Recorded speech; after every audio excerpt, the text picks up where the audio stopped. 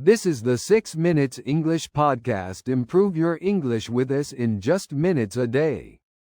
Don't forget to like and subscribe, and let's get started. These handcrafted wooden animals are really charming, aren't they? I'm wondering if Mom would like one for her collection. Maybe the little owl with the intricate carvings. They are nice, very intricate. But remember, we still need to get something for Dad, your brother, and my sister's kids. This souvenir mission is proving tougher than I thought it would be, especially with so many beautiful things competing for our attention. Tell me about it. We're practically spoiled for choice in here. Which sounds like a good thing, but it actually makes it harder to pick just the right thing for everyone. I mean, every aisle has something interesting, from local crafts to artisanal foods. Exactly. When you're spoiled for choice, it means there are so many good options that it's difficult to make a decision because they all seem appealing.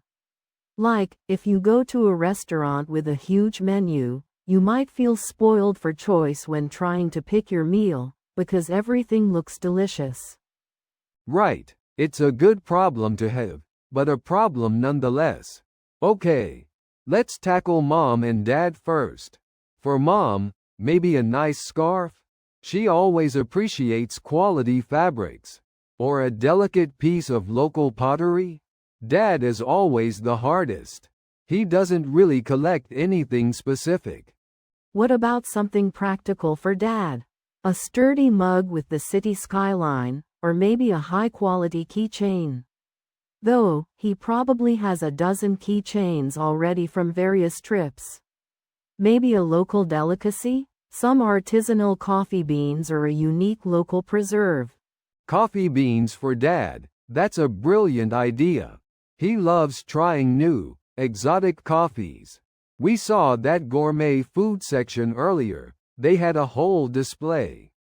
And for Mom, a silk scarf would be absolutely lovely. She always appreciates a good quality accessory. We saw some beautiful ones with floral patterns near the entrance. Okay, so that's a plan for them.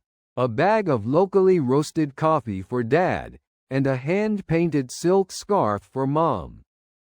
Good. Now, my sister's kids, Liam and Maya.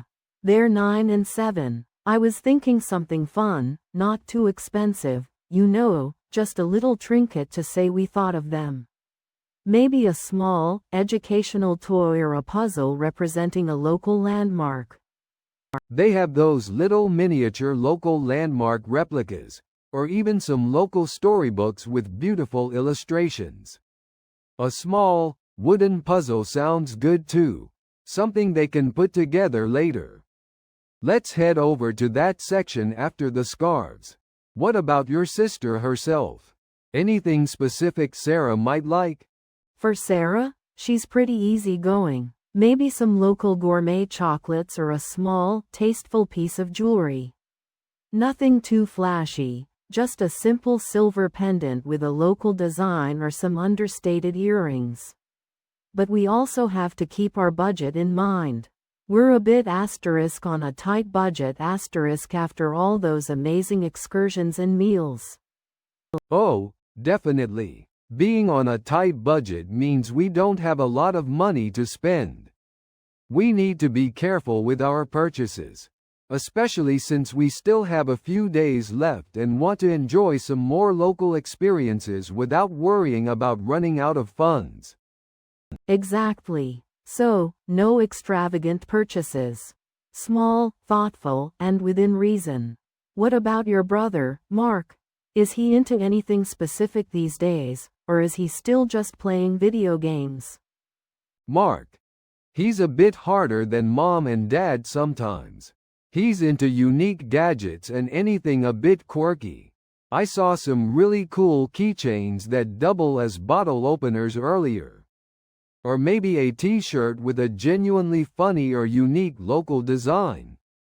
He'd appreciate something a bit edgy, not just a generic, "I heart this city" shirt. A quirky t-shirt could definitely work if we find the right design. Or maybe a small bottle of local hot sauce if they have any. I remember him mentioning he likes trying different spicy things from around the world. That would be unique and something he'd actually use. Oh, that's a fantastic idea. He absolutely loves hot sauce. We can definitely check if they have a gourmet food section with local condiments. That would be much better than another t-shirt, which he might just wear once before it ends up in the back of his closet. Okay, so hot sauce for Mark it is. Great. So, locally roasted coffee and a silk scarf for your parents, hot sauce for Mark, and small toys, puzzles for Liam and Maya. What about my parents? I was thinking maybe a nice decorative plate for their display cabinet, or a set of local spice blends for cooking. They love trying new recipes. The spice blends sound great. Very practical, and they really do enjoy cooking and experimenting with new flavors. Or the decorative plate, that's also a good idea if it's not too delicate for the journey home. We definitely don't want anything breaking in our luggage. True. Let's look at the spices first. If they have some good quality, interesting blends with unique local flavors, that might be a asterisk safe bet. It's something they'll actually use and enjoy, rather than just look at. A safe bet, as in, it's a choice that you're fairly confident will be good or successful, with little risk of disappointment. Like, if you don't know what to order at a new restaurant and you're feeling adventurous, but not too adventurous, ordering a classic dish like pasta is often a safe bet because most places do it well. Exactly. So, spices for my parents. And what about your niece, Lily? She's about 5, right? The one who loves all things sparkly. Yes, Lily is 5. She absolutely loves anything sparkly or princess related. They had some cute little doll keychains earlier with glittery dresses, and some small, colorful fabric bags. One of those would be perfect and not too expensive. We can get her a small local themed storybook too if we find a nice one with animal illustrations. Good thinking. We're making really good progress here. It felt a bit overwhelming at first with so many choices, but breaking it down by person helps a lot. So, a small doll keychain and a storybook for Lily. That sounds lovely. Yeah, definitely. And for my other brother, Tom, he's a bit of an outdoorsy type, always hiking or camping. Maybe a local map, or a small, durable item he could use for his adventures. I saw some compass keychains that looked pretty sturdy. A compass keychain could be cool, or even one of those multi-tool keychains if they have a good quality one that's not too bulky. Something practical that fits his hobbies. Or maybe a local craft beer if we can find a good one that's easy to transport without breaking. The craft beer might be tricky for customs and breakage, you're right. But a multi-tool keychain or a small, durable local-themed water bottle would be excellent. He'd definitely use that on his hikes. Okay, multi-tool it is then, if we can find a good one. Perfect. So, let's review our souvenir battle plan. Locally roasted coffee and a silk scarf for your parents, hot sauce for Mark, a multi-tool for Tom, a doll keychain and storybook for Lily. My side.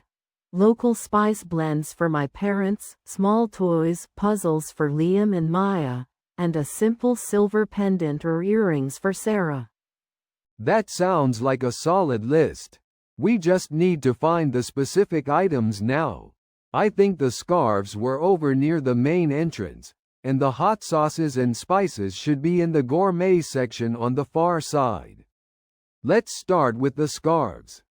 Good plan. And remember, we're still on that tight budget, so let's try not to get carried away. Stick to the list as much as possible, unless we find something truly incredible at an unbelievable price. No more impulse buys like those artisanal chocolates yesterday. Absolutely. No more impulse buys. Although, those chocolates were undeniably delicious and totally worth it. But yes, today, focus. They were, weren't they? Okay, focus on the mission. Souvenirs for family. We should also grab a small magnet or postcard for ourselves, just a little memento of the trip for our fridge. Oh, definitely. A magnet for the fridge, that's a must. And maybe a postcard to send to a friend back home. You know, a classic touch. It's always nice to get something in the mail that isn't a bill. It truly is. All right, lead the way to the scarves. Hopefully, they still have that beautiful blue one Mom mentioned she liked when we first walked past. That would save us a lot of searching. Fingers crossed. And then we can hit the food section. I'm actually really looking forward to seeing the different hot sauces. Mark will be so pleased with something truly unique. Me too. It's nice to find gifts that you know people will genuinely appreciate and use, rather than just something that will sit on a shelf and collect dust. That's always the main goal for me. Totally agree. It feels more meaningful when you put some thought and effort into finding something personal. Okay, let's do this. Souvenir acquisition. Stage 1. Scarves for Mom. Let's conquer this souvenir hunt. We're almost there. We've got this. Thanks for listening to English Boost. Remember, practice a little every day and you'll see big results. See you in the next episode.